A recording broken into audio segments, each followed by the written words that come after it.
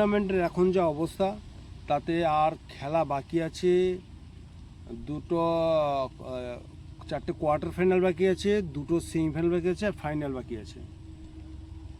আর এই খেলাগুলোতে মানে সর্বাধিক মোহনবাগান ইস্টবেঙ্গল দুজনই পারফর্ম করেছে এবং মোহনবাগান এবং ইস্টবেঙ্গলের মধ্যে যে এই দুটো দল যে দলের মুখোমুখি হবে সেইগুলো নিয়ে আগে তোমাদের সামনে বিস্তারিত আলোচনা করি যে কবে কাদের খেলা, কোথায় খেলা। তো প্রথমে বলছি যে আজ অর্থাৎ 16ই আগস্ট আজ কিন্তু খেলা আছে ইস্টবেঙ্গলের এবং ইস্টবেঙ্গল খেলবে সন্ধ্যে 7টায়। আর তার আগে 4টের সময় খেলা আছে এবং সেটা খেলবে দিল্লি এফসি আর রংদেই, তাই তো রংদেই এফসি, রংদাই এফসি রংদাই। এই খেলা দুটো আছে আজকে 4টে থেকে। আর ইস্টবেঙ্গলের খেলা আছে ইন্ডিয়ান আর্মির সাথে কলকাতাতে 7টা থেকে। আর মোহনবাগান শুরু করবে কালকে কোয়ার্টার ফাইনালে, তাদের মুখোমুখি হতে হবে আইএসএল আর একটি, গতবারে আইএসএলে আর একটি নির্ভরযোগ্য দল অর্থাৎ জামশেদপুর এফসি, এবং এদিকে নর্থ ইস্ট খেলবে লাজংয়ের সাথে।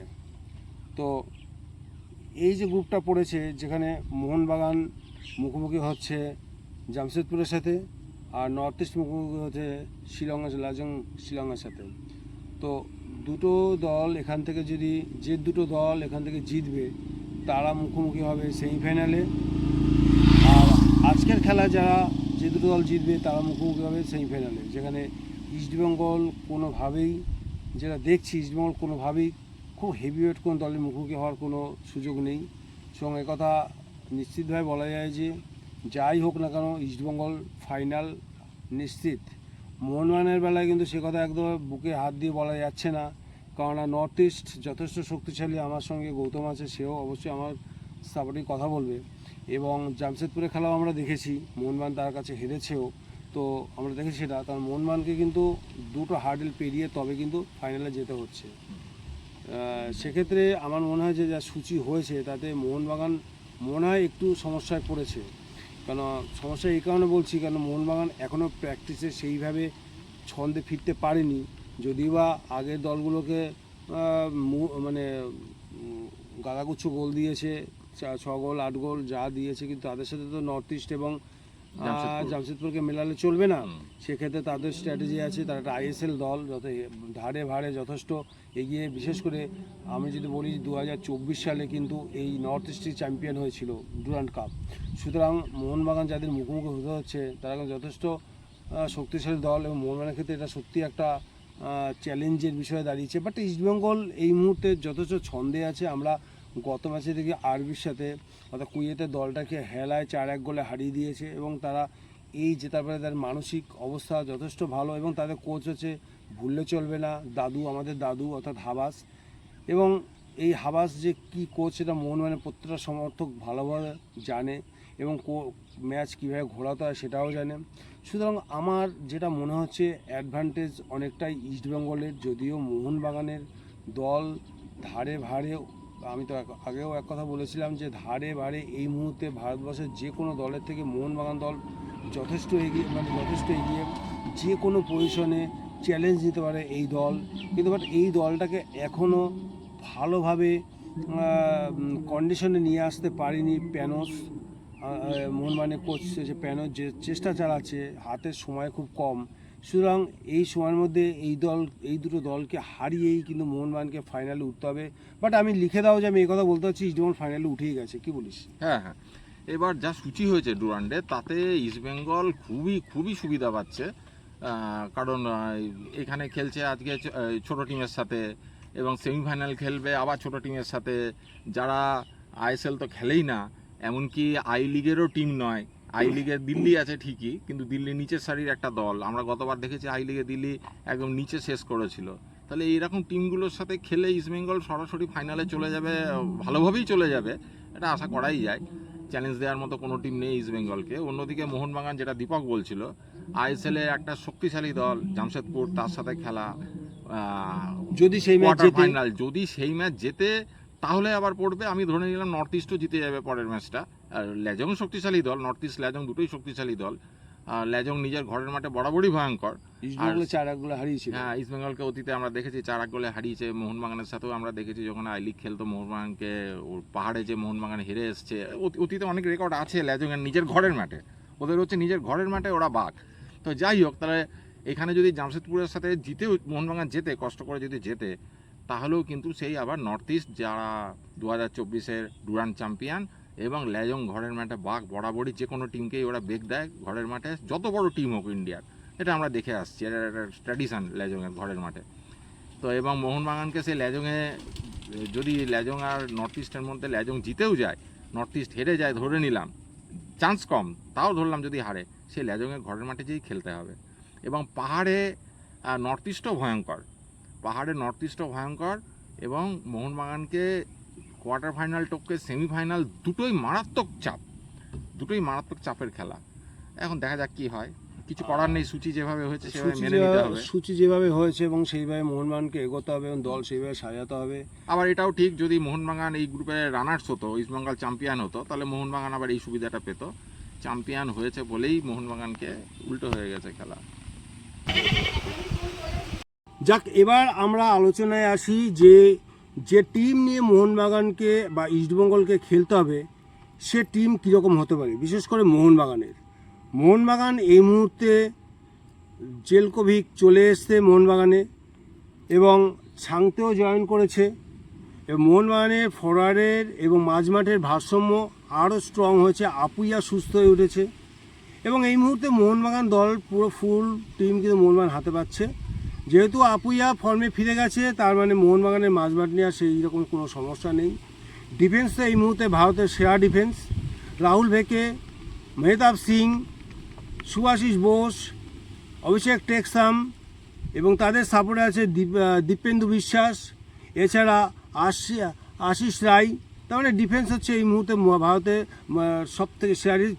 চীনের প্রাচীর নিয়ে মোহনবাগান বসে আছে। আর ফরওয়ার্ড লাইন, এবং যেটা শোনা যাচ্ছে যে মিগুয়েল আসার পর মিগুয়েল আর ম্যাকলেনকে নিয়ে মোহনবাগান সমর্থকদের আগ্রহ কিন্তু দ্বিগুণ বেড়ে গেছে।